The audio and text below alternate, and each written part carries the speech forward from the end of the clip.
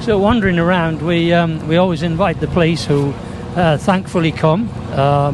It's good to have you here, because I have some number of friends who are ex-police motorcyclists, and most of them can ride bikes, I think, really, And I've got with me... My name's PC Steve Buxey. I'm the Motorcycle Casualty Reduction Officer for Surrey and Sussex Police. Right. You've got rather an interesting display here. Yeah, so today what we've brought along is a marked and an unmarked vehicle that we would typically have on patrol weekends, weekdays, and with us we've got a reaction test as well, which just demonstrates how quickly you need to stop for something to actually pressing the brake lever. Okay, so it's time from brain to engage to stopping the bike. That's exactly it, yeah. And does that deteriorate with age?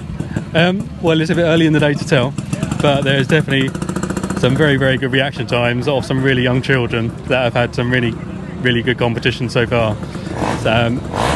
And it's been used by both young and the older audience out here today, so yeah. Okay. Do you come across a lot of motorcyclists in your day-to-day work? Yeah, so my role is as a Motorcycle Casualty Reduction Officer is in sort of two parts, where I organise the operations throughout both forces. That's to tackle antisocial behaviour, but it's also ensuring that we're engaging and educating and trying to make every rider as safe as possible and the best rider that they can be, whilst also ensuring that it's not just motorcyclists, it's all the other road users that use the road, to take a proportionate look for motorcyclists due to the increased vulnerability they have just being on two wheels. So our One Extra Look campaign that we had running in June was exactly for every other road user, their responsibility to look out for motorcyclists, anything on two wheels, due to that vulnerability. Interesting.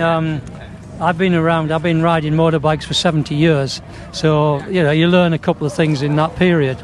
But one thing that I used to coach with Whitley Motor Club, who were here, we used to do coaching days, off-road coaching days, and we used to get a lot of guys, 35, 40-year-olds. One of the mates had been killed on an R1 or a Honda or whatever, and they wanted to ride off-road bikes.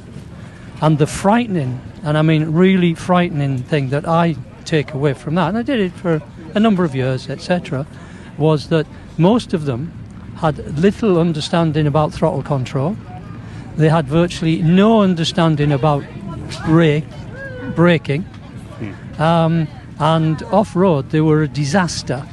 And if you want to learn to ride a motorcycle properly, in my view, you should, somewhere along the line, ride off-road. And it makes much, much better road riders. I'm horrified to think that some of these guys are going out on 150 bhp plus motorcycles without the basic skills of controlling it. I don't know whether you find that or not. Well, I would agree, and I learned to ride a bike off-road when I was a teenager, and it's even from the ground up of learning that control of having two wheels, how different it is, but it's also showing that from how you learn to ride a motorbike, you're looking for vanishing points, always riding a distance you see to be clear, expanding your view wherever possible, and that's exactly how our police drivers are trained, in that exactly that mentality of you are moving the position to increase your vision further up the road. So yeah, absolutely, from a young age, or whenever you start riding bikes, it's always good to try different surfaces and what challenges that would bring you, and probably what other precautions you would need to take to ride in those conditions, definitely. Well, it's quite sad, when I go back to my day when I was learning to ride a bike, sort of thing. It's changed so much, but at least I think the level of tuition and competence to pass a test is a really big improvement in the world of motorbiking. Yeah, I mean, I passed my full bike test about 20 years ago. It only feels like yesterday, but even since then, the testing protocols, procedures, and things like that have changed. So, that goes into expanding people's skills and developing their skills in low speed manoeuvres and things like that.